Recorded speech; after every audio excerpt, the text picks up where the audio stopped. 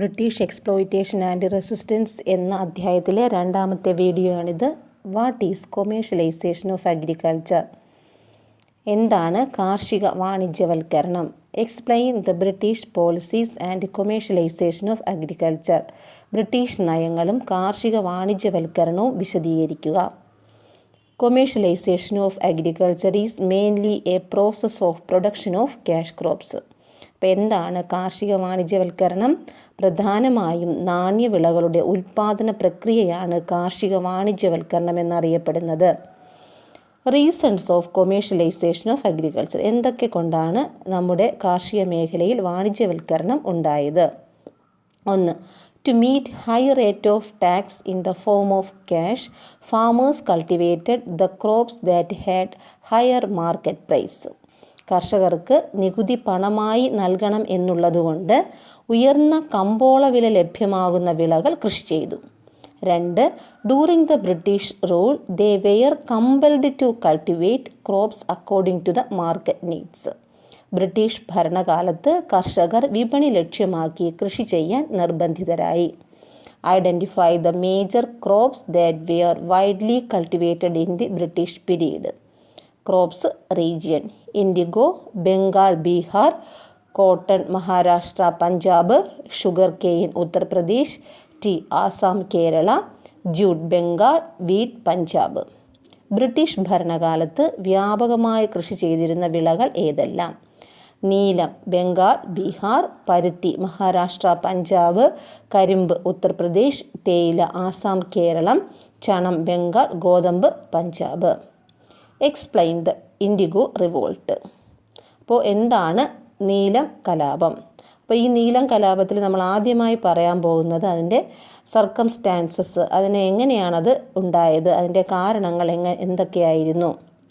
Industrial revolution in the 18th century in England. 18ാം നൂറ്റാണ്ടിൽ ഇംഗ്ലണ്ടിലെ വ്യാവസായിക വിപ്ലവം ഉണ്ടാകുന്നു. ഗ്രോത്ത് ഓഫ് ടെക്സ്റ്റൈൽ ഇൻഡസ്ട്രി, അതിനെ തുടർന്ന് തുണി വ്യവസായത്തിൽ വളർച്ചയുണ്ടാകുന്നു. The demand for indigo increased, അതിൻ്റെ ഫലമായി നീലത്തിൻ്റെ ആവശ്യം വർദ്ധിച്ചു. British gave the farmers a good amount as advance for the cultivation of indigo. അപ്പോൾ ഇന്ത്യയിലെ ബ്രിട്ടീഷുകാർ എന്താ ചെയ്തത്? നീലം കൃഷിക്ക് മുൻകൂറായി ബ്രിട്ടീഷുകാർ കർഷകർക്ക് നല്ലൊരു തുക നൽകി. The farmers widely planted indigo, അതിൻ്റെ ഫലമായി കൃഷിക്കാർ വ്യാപകമായി നീലം നട്ടുപിടിപ്പിച്ചു. Interference of the British agents in the harvesting season. എന്നാൽ വിളവെടുപ്പ് കാലത്ത് എന്താ സംഭവിച്ചത്? ബ്രിട്ടീഷ് ഏജൻറ്റുമാർ ഇതിൽ ഇടപെട്ട് തുടങ്ങി. The farmers received only a lower price for indigo. ബ്രിട്ടീഷുകാരുടെ ഇടപെടൽ കൊണ്ട് കർഷകർക്ക് കുറഞ്ഞ വില മാത്രമാണ് ലഭിച്ചത്. Artificial colours were invented. കുറച്ചു കാലം കഴിഞ്ഞപ്പോൾ വീണ്ടും എന്ത് സംഭവിച്ചു? കൃത്രിമ നിറങ്ങൾ കണ്ടുപിടിച്ചതോടെ നീലം കാലഹരണപ്പെട്ടു. ഇൻഡിഗോ ബിക്കെയും ഒബ്സലേറ്റ്, എന്ന് വെച്ചാൽ എന്താണ്? കാലഹരണപ്പെട്ട് പോയി. This made the plight of the farmers more miserable.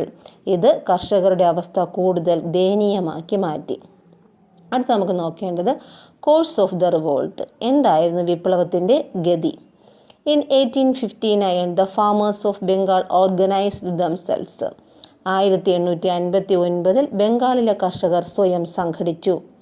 Farmers declared that they were giving up indigo cultivation. നീലം കൃഷി ഉപേക്ഷിക്കുകയാണെന്ന് കർഷകർ പ്രഖ്യാപിച്ചു. They attacked indigo factories. അവർ നീലം ഫാക്ടറികളെ ആക്രമിച്ചു. Several women also participated in the revolt. നിരവധി സ്ത്രീകളും കലാപത്തിൽ പങ്കെടുത്തു. The rioters excommunicated the British supporters. കലാപകാരികൾ ബ്രിട്ടീഷ് അനുയായികളെ പുറത്താക്കി. Several educated people from Calcutta reached the revolt areas. കൊൽക്കത്തയിൽ നിന്ന് വിദ്യാസമ്പന്നരായ നിരവധി പേർ കലാപ പ്രദേശങ്ങളിൽ എത്തിച്ചേർന്നു. ഇതായിരുന്നു വിപ്ലവത്തിലെ പ്രധാനപ്പെട്ട സംഭവങ്ങൾ. Result of the revolt. The government immediately appointed a commission to study the problems of the indigo farmers. അപ്പോൾ വിപ്ലവത്തിൻ്റെ ഒന്നാമത്തെ ഫലം നീലം കർഷകരുടെ പ്രശ്നങ്ങൾ പഠിക്കാൻ സർക്കാർ ഒരു കമ്മീഷനെ നിയോഗിച്ചു. The commission found that the indigo farming was uneconomic and proposed to stop it. നീലം കൃഷി ലാഭകരമല്ലാത്തതിനാൽ അത് നിർത്തലാക്കാൻ കമ്മീഷൻ നിർദ്ദേശിച്ചു. Explain the peasant revolts in Kerala. കേരളത്തിലെ കർഷക കലാപങ്ങൾ വിശദീകരിക്കുക. അല്ലെങ്കിൽ reasons and after effects of peasant revolts in Kerala. കേരളത്തിലെ കർഷക കലാപങ്ങളുടെ കാരണങ്ങളും ഫലങ്ങളും എന്തെല്ലാം? What is Mappila rebellions? എന്താണ് മാപ്പിള കലാപങ്ങൾ? Around 22 peasant struggles that happened in the 19th century in Malabar are known as the Mappila Rebellions. 19-ാം നൂറ്റാണ്ടിൽ മലബാറിൽ നടന്ന 22 കർഷക കലാപങ്ങളെ മാപ്പിള കലാപങ്ങൾ എന്ന് അറിയപ്പെടുന്നു. എന്തായിരുന്നു ഈ കലാപങ്ങളുടെ കാരണങ്ങൾ? Reasons: exploitation and suppression of the landlords and the British that led to the revolt in Malabar. ഭൂ ഉടമകളുടെയും ബ്രിട്ടീഷുകാരുടെയും ചൂഷണവും അടിച്ചമർത്തലുമായിരുന്നു വിപ്ലവത്തിൻ്റെ ഒരു പ്രധാനപ്പെട്ട കാരണം.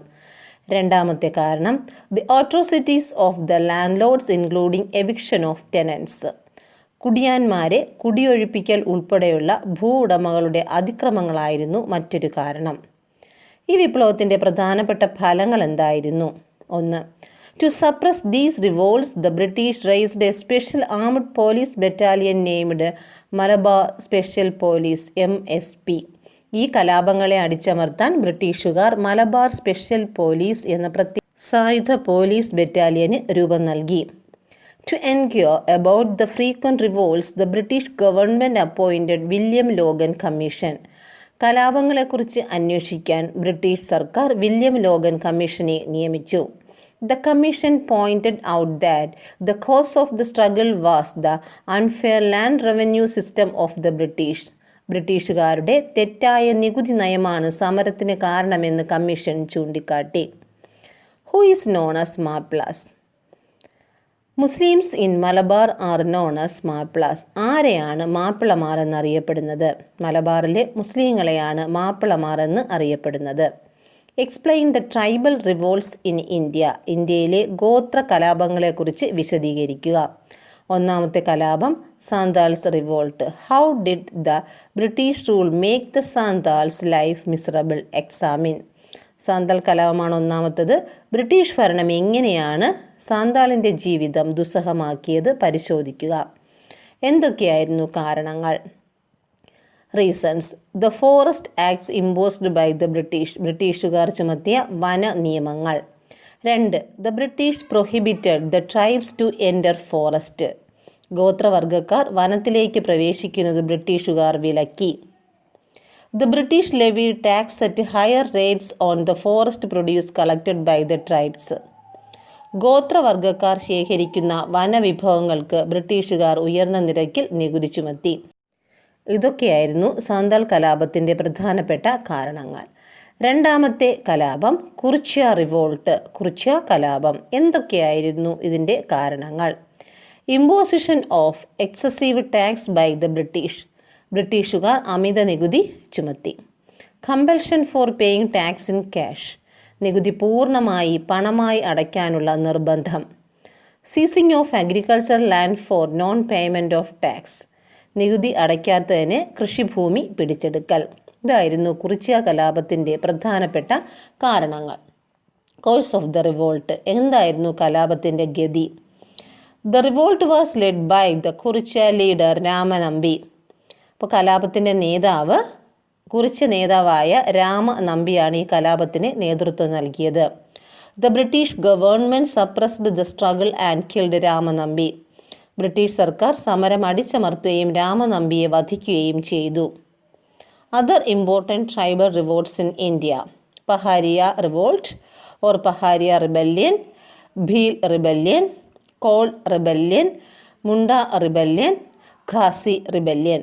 പഹാരി കലാപം, കോൾ കലാപം, ഖാസി കലാപം, ഭീൽ കലാപം, മുണ്ട കലാപം. If the rioters could resist on more months, they could control the entire state. Who said? T.H. Barber. തലശ്ശേരിയിലെ അന്നത്തെ സബ് കളക്ടർ T.H. ബേബർ കലാപത്തെപ്പറ്റി ഇങ്ങനെ രേഖപ്പെടുത്തി: 1 മാസം കൂടി പിടിച്ചു നിൽക്കാൻ കലാപകാരികൾക്ക് കഴിയുമായിരുന്നു എങ്കിൽ രാജ്യം അവരുടെ നിയന്ത്രണത്തിലായേനെ. The anti-British struggle of illiterate tribal communities were more aggressive, intense and continuous than any other sets including peasants, who said. കർഷകരുൾപ്പെടെയുള്ള ഏത് ജനവിഭാഗങ്ങളെക്കാളും തീവ്രവും നിരന്തരവും ആക്രമണോത്സുകവുമായ ബ്രിട്ടീഷ് വിരുദ്ധ സമരങ്ങളായിരുന്നു നിരക്ഷരരായ ഗോത്രജനത നടത്തിയത്. ഇങ്ങനെ പറഞ്ഞത് ആരായിരുന്നു? ഇന്ത്യയിലെ ഗോത്ര കലാപങ്ങളെക്കുറിച്ച് ചരിത്രകാരനായ കെ സുരേഷ് സിംഗ് പറഞ്ഞ വാക്കുകളാണ് ഇത്. The misery hardly finds parallel in the history of commerce. The bonds of the cotton weavers are bleaching the plains of India, who said. William Bentinck. ഇന്ത്യയുടെ വാണിജ്യ ചരിത്രത്തിൽ ഇതുപോലൊരു ദുരിതം കാണില്ല. പരുത്തി നെയ്ത്തുകാരുടെ എല്ലുകൾ ഇന്ത്യൻ സമതലങ്ങളെ വെളുപ്പിക്കുന്നു. വില്യം ബെൻഡിക് പറഞ്ഞ വാക്കുകളാണിത്. What are the reasons behind the decline of traditional industries during the British period? British കാലഘട്ടത്തിൽ പരമ്പരാഗത വ്യവസായങ്ങൾ നശിച്ചതിന് പിന്നിലെ കാരണങ്ങൾ എന്തൊക്കെയാണ്? Large scale import of machine made British textiles. യന്ത്രനിർമ്മിത ബ്രിട്ടീഷ് തുണിത്തരങ്ങളുടെ വലിയ തോതിലുള്ള ഇറക്കുമതി. 2. The expansion of railway. റെയിൽവേയുടെ വിപുലീകരണം. 3. Higher tax. ഉയർന്ന നികുതി. The British officers forced the weavers to work at a meager wages and to exchange the products to them at cheaper rate. British ഉദ്യോഗസ്ഥർ നെയ്ത്തുകാരെ തുച്ഛമായ വേതനത്തിൽ ജോലി ചെയ്യാൻ കുറഞ്ഞ നിരക്കിൽ ഉൽപ്പന്നങ്ങൾ കൈമാറാനും നിർബന്ധിച്ചു. 5. Due to the exploitation and torture of the British officers, Indian industrialist searched for other jobs. British ഉദ്യോഗസ്ഥരുടെ ചൂഷണവും പീഡനവും കാരണം ഇന്ത്യൻ വ്യവസായികൾ മറ്റ് ജോലികൾ അന്വേഷിച്ചു തുടങ്ങി. 6. എക്സ്പോർട്ട് ഓഫ് റാ മെറ്റീരിയൽസ്. അസംസ്കൃത വസ്തുക്കളുടെ കയറ്റുമതി. ഇതൊക്കെയായിരുന്നു ബ്രിട്ടീഷ് കാലഘട്ടത്തിൽ പരമ്പരാഗത വ്യവസായങ്ങൾ നശിച്ചു പോകാൻ കാരണം. Explain the role of the railway responsible for the decline of the Indian textile industry. The expansion of railway was responsible for the decline of Indian textile industry. അപ്പോൾ ഇന്ത്യയുടെ തുണി വ്യവസായത്തിൻ്റെ തകർച്ചയ്ക്ക് ഏറ്റവും പ്രധാന പങ്ക് വഹിച്ച ഒരു ഘടകമായിരുന്നു റെയിൽവേ. എങ്ങനെയാണ് റെയിൽവേ തുണി വ്യവസായങ്ങളുടെ തകർച്ചയ്ക്ക് കാരണമായത്? The expansion of railway was responsible for the decline of the Indian textile industry.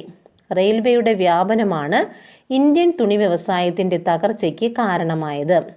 It helped the British to carry the imported fabrics from port towns to interior villages and the cotton collected from villages to the ports for exporting to Britain. ഇറക്കുമതി ചെയ്ത തുണിത്തരങ്ങൾ തുറമുഖ പട്ടണങ്ങളിൽ നിന്ന് ഗ്രാമങ്ങളിലേക്കും ഗ്രാമങ്ങളിൽ നിന്ന് ശേഖരിച്ച പരുത്തി ബ്രിട്ടനിലേക്ക് കയറ്റുമതി ചെയ്യുന്നതിനും ബ്രിട്ടീഷുകാരെ റെയിൽവേ സഹായിച്ചു. Thus Indian weavers lost their business in village market too. അങ്ങനെ ഇന്ത്യൻ നെയ്ത്തുകാർക്ക് ഗ്രാമങ്ങളിൽ അവർക്കുണ്ടായിരുന്ന വിപണിയും നഷ്ടപ്പെട്ടു. Point out the impact of the decline of the Indian textile industry during the British period. British കാലഘട്ടത്തിൽ ഇന്ത്യൻ തുണി വ്യവസായത്തിൻ്റെ തകർച്ചയുടെ പ്രത്യാഘാതങ്ങൾ ചൂണ്ടിക്കാണിക്കുക. 1. The textile centers like Murshidabad and Dhaka that were thickly populated once became least inhabited. 2. The people who had been working in textile industry migrated to villages and engaged in agriculture-related works. It fragmented the agricultural fields and the production felt to be stagnant. The ruins of agriculture sector and handicraft industry led India to famine and deaths due to starvation. Lakhs of people died of famine. അപ്പോൾ നോക്കിക്കോളൂ, എങ്ങനെയാണ് British കാലഘട്ടത്തിൽ Indian തുണി വ്യവസായത്തിൻ്റെ തകർച്ച ഉണ്ടായത്. തുണി വ്യവസായത്തിൻ്റെ തകർച്ചയുടെ ആദ്യ പ്രതിഫലനം കണ്ടത് നഗരങ്ങളിലായിരുന്നു. മൂർഷിദാബാദും ധാക്കയും പോലുള്ള തുണിത്തര നിർമ്മാണ കേന്ദ്രങ്ങൾ ജനവാസരഹിതമാവുകയും ആ ജോലി നഷ്ടപ്പെടുന്നവർ ഗ്രാമങ്ങളിലെത്തി കൃഷിപ്പണിയിലേക്ക് തിരിയുകയും ചെയ്തു. ഇത് കൃഷിയെ ആശ്രയിച്ച് ജീവിക്കുന്നവരുടെ എണ്ണത്തിൽ വർധനവുണ്ടാക്കി. കാർഷിക മേഖലയിൽ ഏർപ്പെട്ടവരുടെ എണ്ണത്തിൽ വർധനവ് കാരണം കൃഷിഭൂമി ചെറിയ തുണ്ടുകളായി മാറി. ഉൽപാദന മുരടിപ്പായിരുന്നു ഇതിൻ്റെ പ്രധാനപ്പെട്ട ഫലം. Point out the cause of the decline of various village industries. വിവിധ ഗ്രാമീണ വ്യവസായങ്ങളുടെ തകർച്ചയുടെ കാരണം ചൂണ്ടിക്കാണിക്കുക.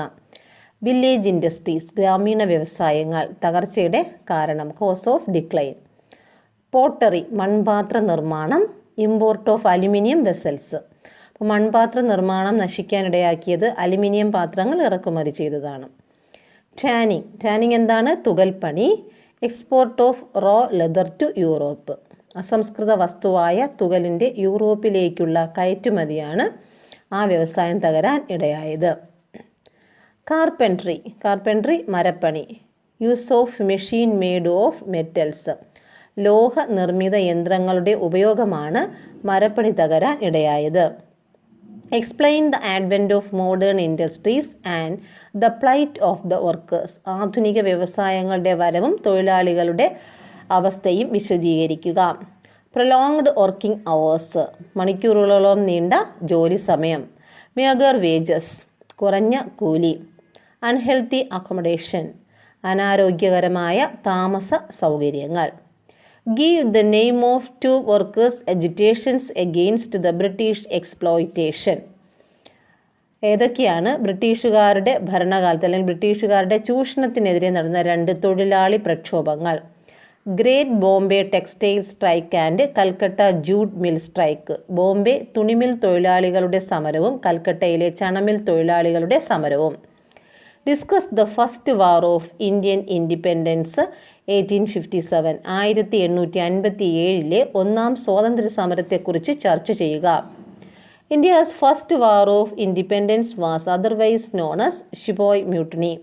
ഇന്ത്യയുടെ സ്വാതന്ത്ര്യ സമരത്തെ മറ്റൊരു പേരിലാണ് അറിയപ്പെടുന്നത്. എന്താണ്? ശിപായി കലാപം, ശിപായി ലഹള എന്ന പേരിലും അറിയപ്പെടുന്നു. എന്തൊക്കെയാണ് വിപ്ലവത്തിൻ്റെ കാരണങ്ങൾ? മിസറീസ് ഓഫ് ഫാമേഴ്സ്, കർഷകരുടെ ദുരിതങ്ങൾ. Exorbitant rates of land tax on poor farmers, പാവപ്പെട്ട കർഷകർക്ക് ഭൂനികുതി അമിതമായിരുന്നു.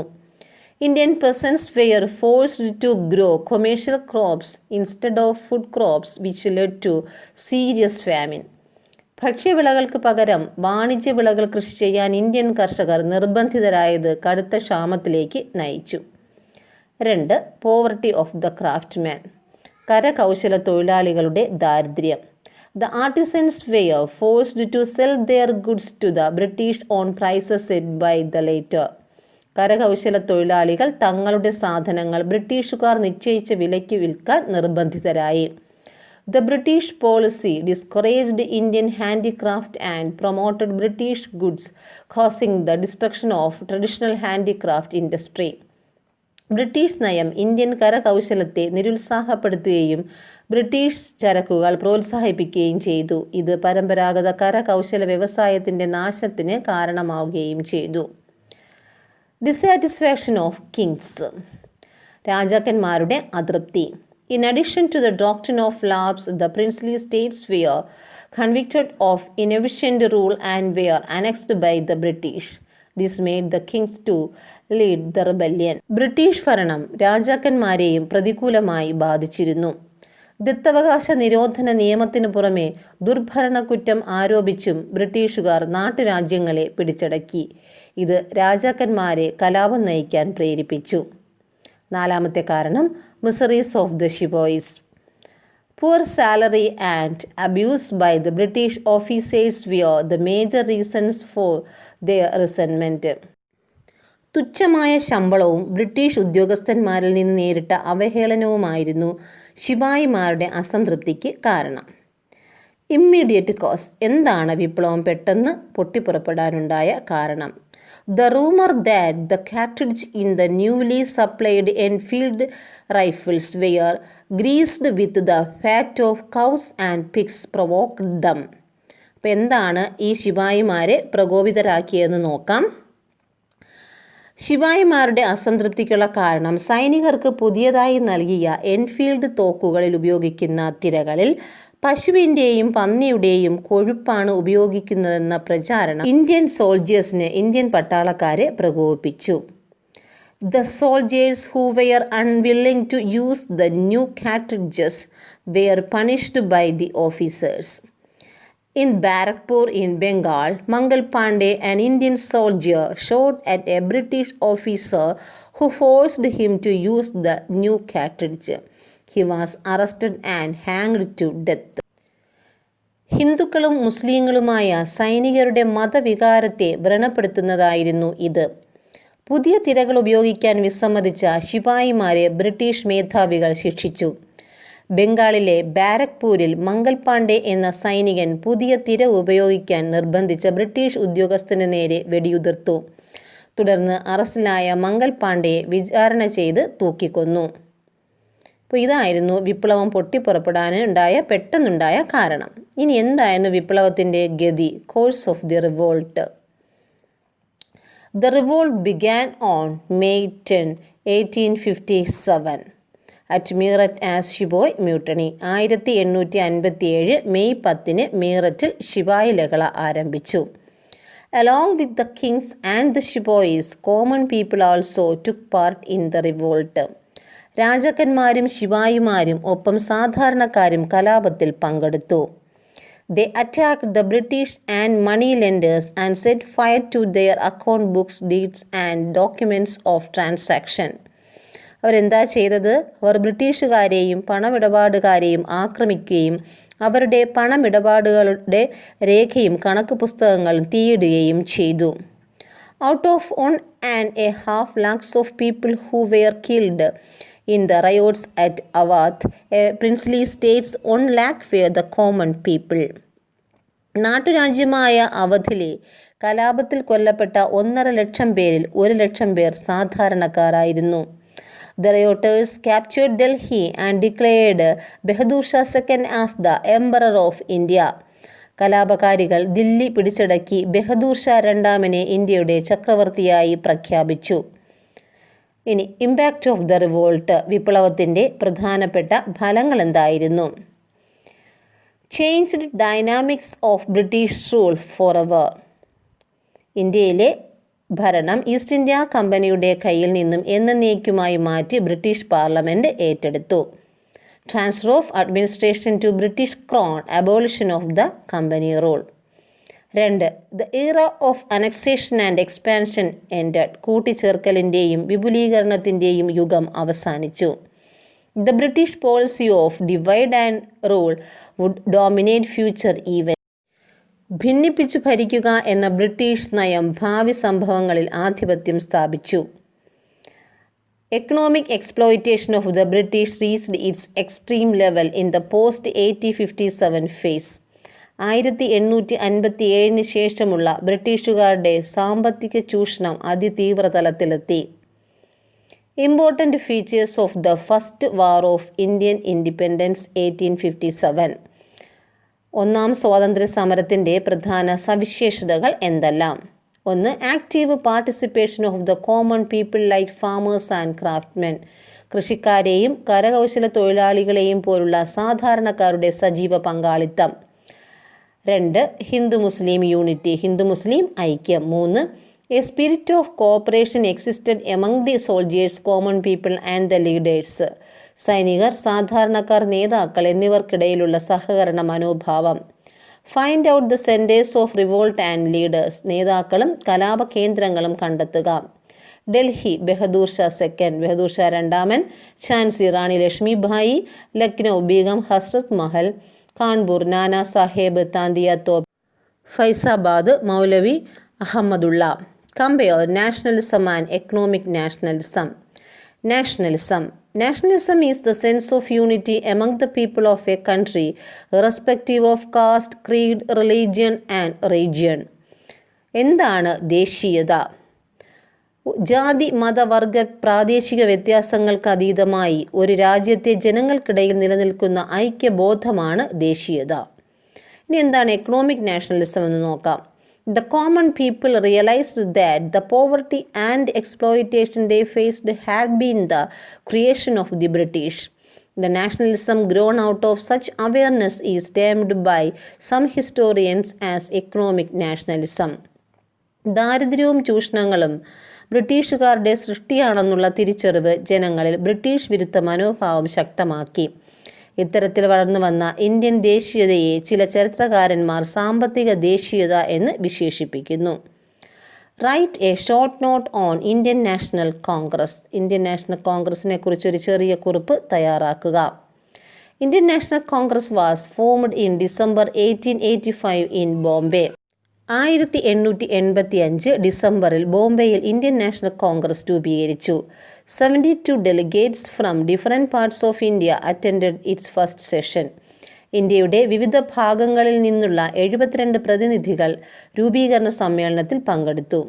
The Indian National Congress led the anti-British struggle from 1885 till India attained independence in 1947.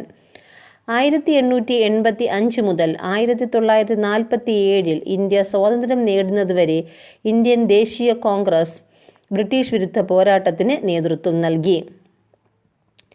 Who was the person who studied about the facts on the determination of Indian economy under the British rule? Dadabhai Naoroji. British ഭരണത്തിന് കീഴിൽ Indian സമ്പദ് വ്യവസ്ഥയുടെ തകർച്ചയുടെ വസ്തുതകളെക്കുറിച്ച് പഠിച്ച വ്യക്തിയാര്? Dadabhai Naoroji. What is drain theory? How did the Indian wealth flow to Britain?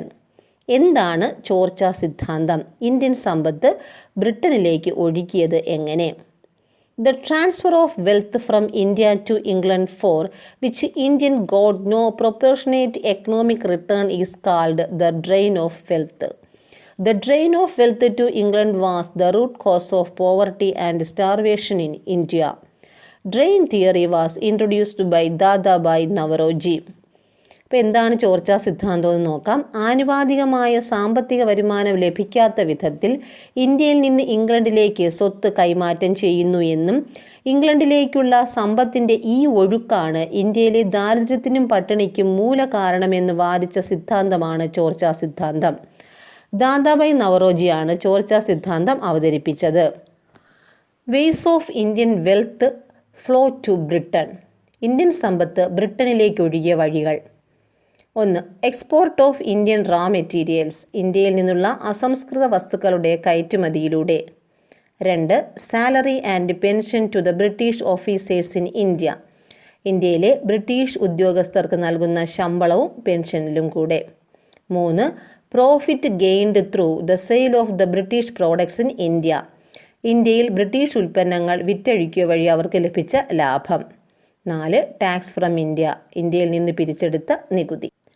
The leaders who had a pivotal role in making the common people aware of the economic policy of the British that impoverished India.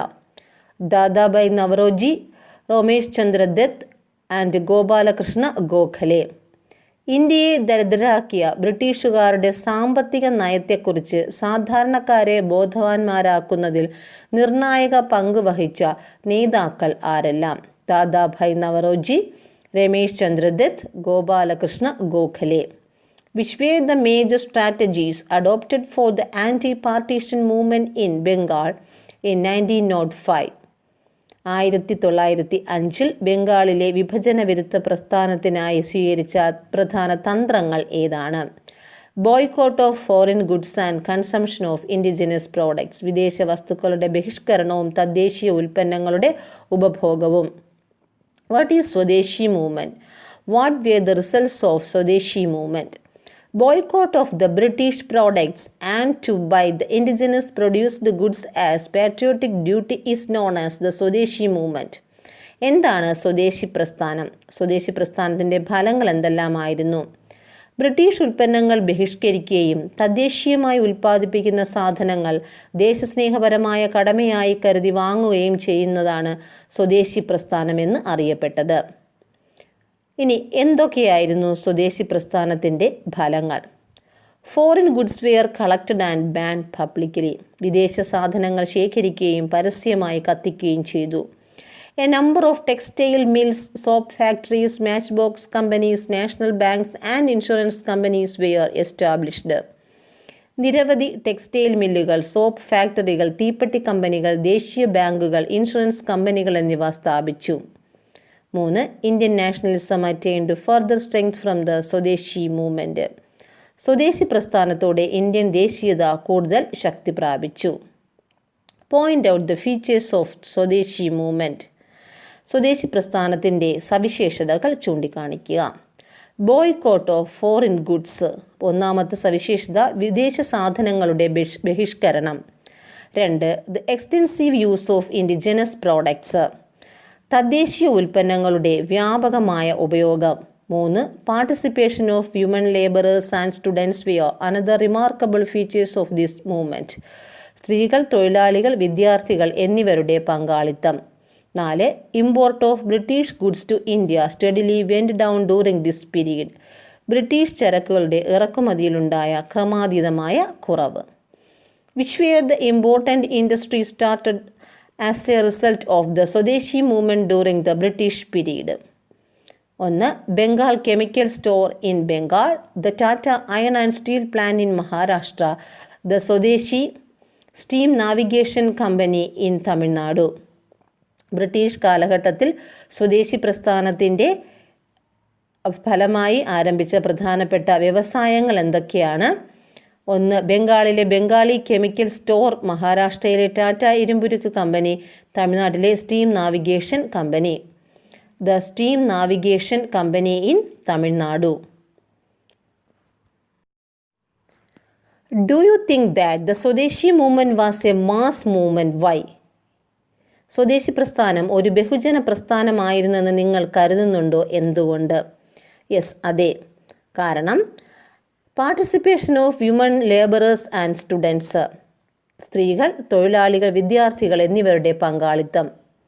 2. Washerman that they would not wash foreign clothes. വിദേശ വസ്ത്രങ്ങൾ കഴുകില്ലെന്ന് അലക്കുകാർ പ്രതിജ്ഞയെടുത്തു.